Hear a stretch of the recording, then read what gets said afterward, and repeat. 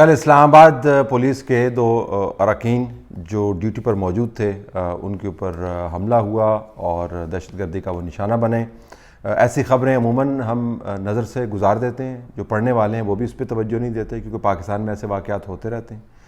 لیکن جو خبر گردش کر رہی ہے اس ٹویٹ سے اس کا اظہار ہو رہا ہے۔ انس صاحب نے بتایا کہ اس کی ذمہ دار ممکنہ طور پر کون ہو سکتے ہیں، اور ان کا کہنا ہے کہ یہ ذمہ داری باقاعدہ قبول کی گئی۔ جب ہم نے پولیس کے اعلیٰ حکام سے بات کی یہاں پر تو وہ پھٹ پڑے۔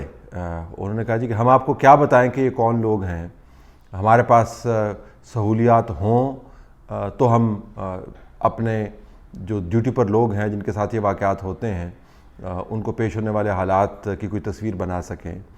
ہم فورینزکس کرنے کے لیے ترستے رہتے ہیں۔ ہم نے اگر جیو فینسنگ کرنی ہے، یعنی ٹیلی فون کالز کا جو ڈیٹا ہے اس کو اکٹھا کر کے اس سے آپ نے مجرمان تک پہنچنا ہے یا اس کا عمل کا آغاز کرنا ہے، وہ ہمارے پاس موجود نہیں ہے۔ قدم قدم پر ہمیں ایک ایلین فورس کے طور پر ٹریٹ کیا جاتا ہے۔ وسائل ہمارے پاس ہیں نہیں۔ جس طریقے سے یہ واقعات ہوتے ہیں اور جن لوگوں نے یہ واقعہ کیا ہے، اگر آپ ان کے دوسرے واقعات کی شواہد بھی دیکھیں یا مثالیں بھی دیکھیں تو وہ بہت ہی سفسٹیکیٹڈ انداز سے کام کرتے ہیں۔ ان کے پاس وسائل بھی زیادہ ہیں، ان کے پاس موبلٹی بھی زیادہ ہے۔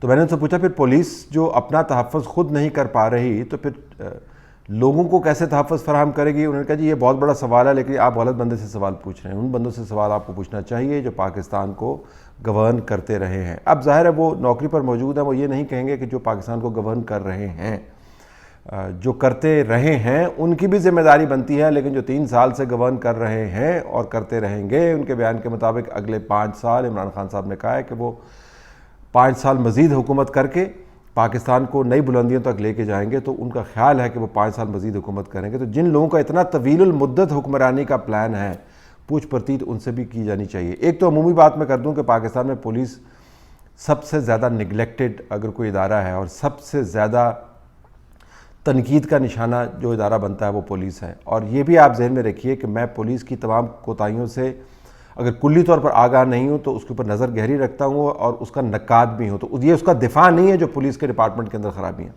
لیکن پولیس کے ساتھ جس قسم کی زیادتی ہوتی ہے اس ملک میں وہ کسی اور ملک میں نہیں ہوتی۔ میں آپ کو ایک سادہ سی مثال دے دوں جس سے آپ ریلیٹ بھی کر پائیں گے۔ ہر تھیٹر کے اندر، ہر ٹی وی شو کے اندر جس کے اندر تماشا لگایا جاتا ہے اور ہر ایسا ڈرامہ جس میں مزاح پیدا کرنے کی کوشش کی جاتی ہے، کہیں نہ کہیں آپ کو پولیس والا ضرور نظر آئے گا۔ ڈھیلی پتلون ہوگی اس کی، یونیفارم اس کی الٹی سیدھی ہوگی، عجیب و غریب قسم کی شکلیں بنا رہا ہوگا، کبھی اس کی آنکھیں ٹیڑھی ہوگی، کبھی اس کا جسم موٹا ہوگا، کبھی اس کی پتلون اوپر ہوگی، کبھی اس کی عجیب و غریب انداز سے وہ چل رہا ہوگا، وہ مزقہ خیز حرکتیں کرے گا۔ جو مسخرے ہیں ان کے روپ میں پولیس والوں کو پریزنٹ کیا جاتا ہے، اور یہ روز ہوتا ہے، یہ روز ہو رہا ہوتا ہے، اور بڑے بڑے ٹی وی شوز کے اندر یہ ہو رہا ہوتا ہے۔ پولیس والوں کو بنیاد بنا، کبھی وہ ناچ رہے ہوتے ہیں، کبھی وہ جھکتے لگا رہے ہوتے ہیں۔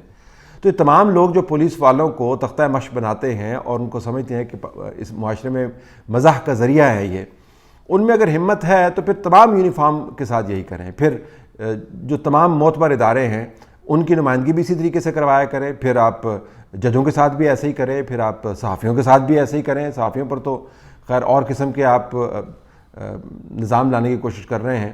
وہ تمام ادارے جو اپنے حق کے لیے بول سکتے ہیں، اس کا دفاع کر سکتے ہیں، ان سب کے لیے کریں۔ پولیس چونکہ بدقسمتی سے ہر وقت درے کھاتا رہتا ہے بطور ادارہ، لہٰذا اس کو ہر جگہ پر رگیدنا بڑا آسان ہے۔ تو اور مجھے اس کے اوپر کبھی حیرانی بھی ہوتی ہے۔ تھوڑا سا میں ڈائگریس کر رہا ہوں لیکن واپس آؤں گا اسی سبجیکٹ کے اوپر۔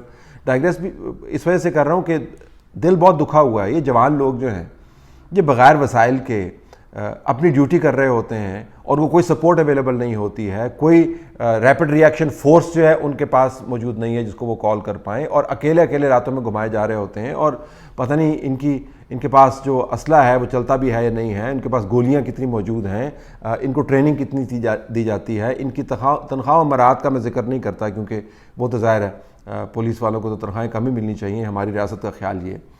اس وجہ سے دل دکھا ہوا ہے کہ جن لوگوں کے جوان لوگ چلے گئے، ان کے گھر اجڑ گئے، ان کے بچے چلے گئے، اور یہ واحد واقعہ نہیں ہے، اس طرح کے بہت سارے واقعات ہوتے ہیں، ادارہ ان کو اون نہیں کرتا۔ تو اس وجہ سے میں بات کرنے والا ہوں کہ جو لوگ ہائی پوزیشنز میں ریٹائر ہوتے ہیں پولیس کے ڈپارٹمنٹ کے، ان کے منہ کے اوپر نہ جانے کیوں تالے لگ جاتے ہیں، وہ اگلی نوکریوں کی تلاش شروع کر دیتے ہیں، اور اپنے ڈپارٹمنٹ کے جو لوگ ہیں جن کی وجہ سے ان کو ستارے لگتے ہیں اور ٹوپیاں جو ہیں وہ چمکدار پہنتے ہیں اور اپنے بچوں کا مستقبل سنوارتے ہیں، وہ سپاہیوں کی وجہ سے کرتے ہیں، وہ کانسٹیبلز کی وجہ سے کرتے ہیں۔ وہ جب ریٹائر ہو جاتے ہیں پھر بھی وہ بات نہیں کرتے ان لوگوں کی، اور پولیس کا محکمہ جو ہے پاکستان بھر کے اندر تذلیل کا باعث بنتا رہتا ہے۔ تو ایک تو یہ عمومی طور پہ جو تصویر میں نے آپ کو بتائی وہی ہے۔ دوسرا یہ کہ آپ نے 3 سال کے اندر تو بڑی ریفارم کرنی تھی۔ آپ کو یاد ہوگا کہ مدینہ کی ریاست کے جب حوالے دیے جاتے تھے اور نئی جدید ریاست کے حوالے دیے جاتے تھے تو پولیس کو استعمال کیا جاتا۔ پنجاب کی پولیس گلو بٹ بن گئی ہے جی، اس پولیس کی ایسی کی تیسے میں کر دوں گا، او ڈی آئی جی میں تجھے پھانسی پہ لٹکا دوں گا، او پولیس والے میں تجھے مار لگاؤں گا۔ بتایا جاتا تھا کہ موجودہ نظام جو ہے مکمل طور پر ناقص ہو گیا ہے اور میں آ کے اس کو ٹھیک کر دوں گا۔ تو کہاں پر ہے پولیس ریفارم؟ کہاں پر ہے وہ گہری ریفارم جس کے ذریعے یہ وسائل آپ نے ایلوکیٹ کرنے تھے؟ بہت ہو گیا تو آپ نے عمر جیسے بندے جو ہیں آپ نے لگا دینے لاہور کے اندر، اس کے بعد کچھ شاباشی دینی ہے کہ اس بندوں کو پکڑ کے رکھیں اور دبا کے رکھیں اور ان کی ایسی کی تیسی کر دیں، اور جب آپ کا سیاسی معاملہ آتا ہے تو آپ جہانگیر ترین کے گروپ کے کہنے کے اوپر پولیس افسران کے تبادلے کرنے لگ جاتے ہیں۔ دھیلے کا ریفارم کا کام نہیں کیا ہے، اور جس قسم کے آپ انٹیریئر منسٹر لگاتے ہیں، اور یہ تسلسل ہے رحمان ملک سے لے کے شیخ رشید تک آپ کو اسی قسم کے انٹیریئر منسٹر ملتے ہیں۔ بیچ میں جب چودھری نثار آتے ہیں تو وہ ظاہر ان کی خود پسندی کی اب یہ عادت بن گئی ہے کہ وہ کسی سے مشورہ لینا چاہتے ہی نہیں ہیں، لیکن اس وقت کم از کم انہوں نے پولیس کو ریفارم کرنے کے لیے ایک فریم ورک تو بنایا، لیکن وہ تمام کا تمام زمانہ دھرنوں کا زمانہ تھا، تو اس کے بعد دھرنے لاگو کر دیے گئے اور پولیس کی وہ درگت بنی کہ خدا کی پناہ۔ تو جب سماج دشمن عناصر اور جو قانون شکن عناصر ہیں یہ پاکستان میں دہشت گردی پھیلانا چاہتے ہیں، جب وہ دیکھتے ہیں کہ معاشرہ پولیس کی ایسی تذلیل کر رہا ہے اور ریاست نے ان کو یتیموں کی طرح چھوڑا ہوا ہے کہ اپنے لوگوں کی جانے کے باوجود وہ اس کی تحقیق نہیں کر پاتے، ان کے پاس نہ کپڑے ہوتے ہیں نہ مکمل اسلحہ ہوتا ہے۔ آپ جا کے ان کی چیک پوسٹیں دیکھیں جس جگہ پر یہ لوگ بیٹھے ہوتے ہیں، وہ کولر دیکھ لیں جس کے اندر یہ پانی پیتے ہیں، تو آپ کو پتہ چل جائے گا کہ ہم پولیس کو کیسے ٹریٹ کرتے ہیں۔ اور پھر یہ لوگ جو ہیں یہ آپ کی فرسٹ لائن آف ڈیفنس، یہ آپ کی لاسٹ لائن آف ڈیفنس نہیں ہے۔ ہمیشہ جہاں پر معاملہ ہوتا ہے وہاں پولیس سب سے پہلے پہنچتی ہے، تو جو فرسٹ لائن آف ڈیفنس ہے اس کو تگڑا آپ کو کرنے کی ضرورت ہے۔ 3 سال میں آپ نے دھیلے کا ریفارم نہیں کیا۔ تقریباً 350 سے زائد لوگ جو ہیں اس وقت صرف ہمارے وزیر اعظم کو تحفظ فراہم کرنے کے لیے تعینات کیے گئے ہیں۔ ہزاروں کی تعداد میں جو وی آئی پیز اسلام آباد میں بستے ہیں ان کے تحفظ فراہم کرنے کے لیے پولیس والے آپ نے ڈپلوائے کیے ہوئے ہیں، اور پھر کہتے ہیں کہ عوام کے تحفظ کے لیے ہم نے پولیس کو ڈپلوائے کرنا ہے، اور جب کرتے ہیں تو اس طریقے سے کرتے ہیں کہ دہشت گردوں کے لیے یہ سٹنگ ڈکس ہیں۔ یہ وہ معاملہ ہے جو پاکستان کی بنیادی سلامتی کے ساتھ جڑا ہوا ہے۔ فوج نے دفاع نہیں کرنا سڑکوں کا، فوج نے دفاع نہیں کرنا گھروں کا، فوج کا یہ کام نہیں ہے۔ فوج بارڈرز کے اوپر ڈپلائڈ ہوتی ہے، فوج ایک میگا انسٹیٹیوشن ہے، وہ بڑے معاملات کو ٹیکل کرتی ہے۔ آپ نے روزمرہ کے واقعات کو پولیس کے ذریعے ٹیکل کرنا ہے، اور اب جو قانون شکن عناصر ہیں انہوں نے یہ دیکھ لیا ہے کہ ہم ہر جگہ پر پاکستان کی ریاست کے وسائل کو اور ان کی کوتاہیوں کو استعمال کر سکتے ہیں۔